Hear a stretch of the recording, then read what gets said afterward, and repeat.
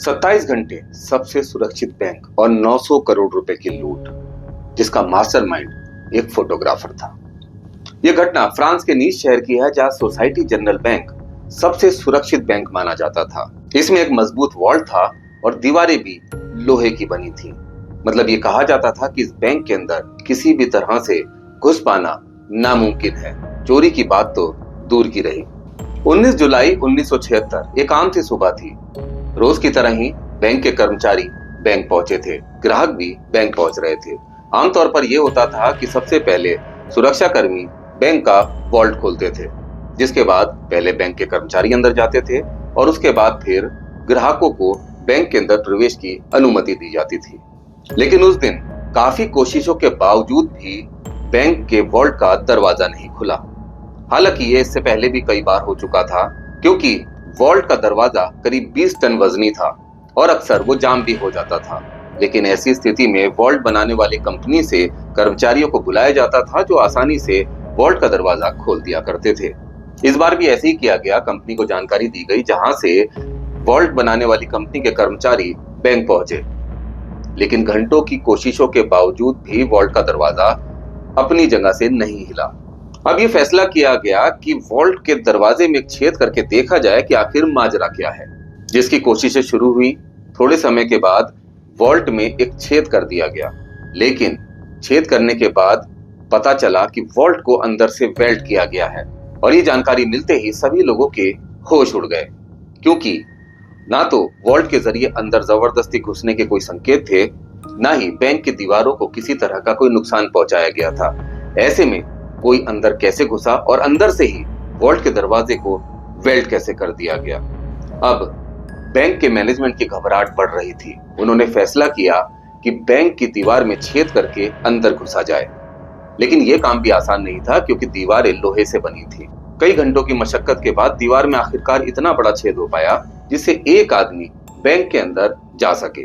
और जब बैंक के अंदर लोग पहुंचे, तब वहां का नजारा देखकर वो हैरान रह गए, क्योंकि बैंक के सभी लॉकर या तो टूटे हुए थे या खुले हुए थे और बैंक के अंदर रखा हुआ सोना, ज्वेलरी और पैसा गायब था।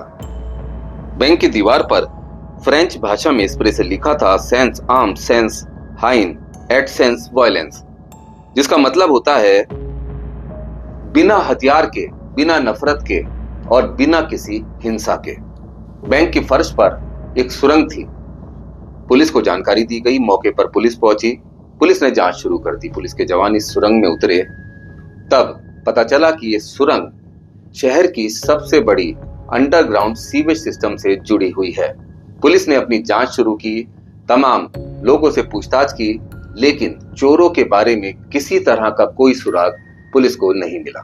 घटना के 3 महीने बाद, यानी अक्टूबर 1976 को, पुलिस को एक लड़की ने एक चोर के बारे में जानकारी दी। दरअसल ये लड़की इस चोर की गर्लफ्रेंड थी और झगड़ा होने के बाद उसने अपने बॉयफ्रेंड की मुखबिरी पुलिस से कर दी थी। पुलिस ने इस चोर को गिरफ्तार किया।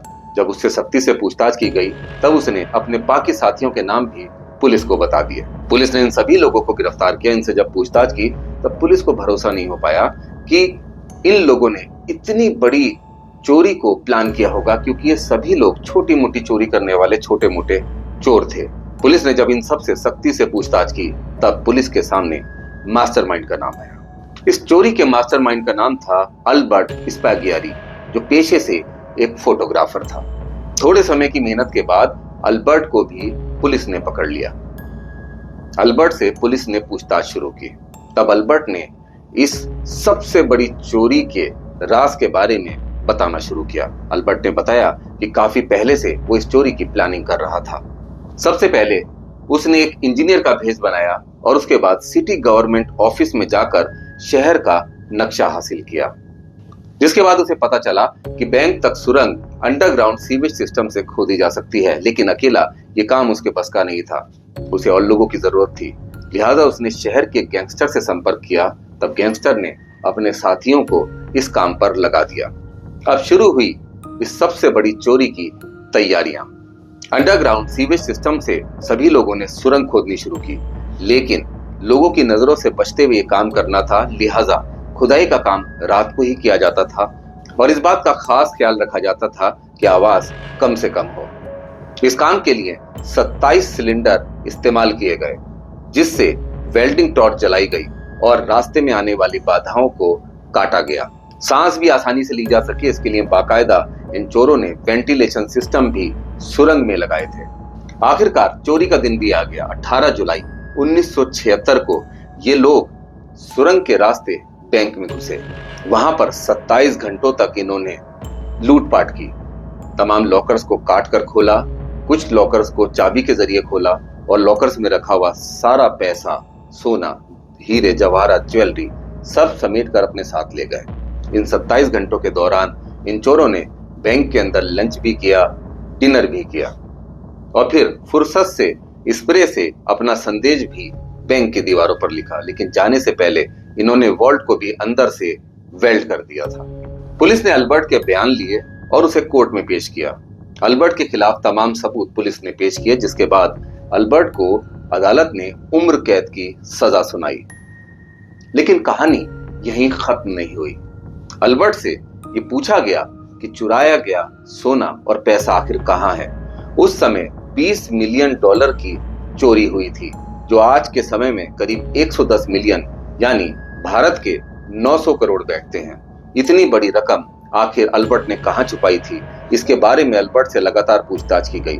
लेकिन अल्बर्ट ने कहा कि सोने और पैसे के बारे में वो सिर्फ जज को बताएगा। उसने कागज पर कोड लिखकर जज को सौंपे। जज ने इन कोड के बारे में जानकारी लेने के लिए अल्बर्ट को अपने कमरे में बुलाया। लेकिन जज के कमरे में घुसते ही अल्बर्ट खिड़की से कूदा और वहीं पर उसकी एक बाइक भी पहले से तैयार खड़ी थी, जिस बाइक पर बैठकर वो फरार हो गया और उसके बाद कभी वो पुलिस के हाथ नहीं आया।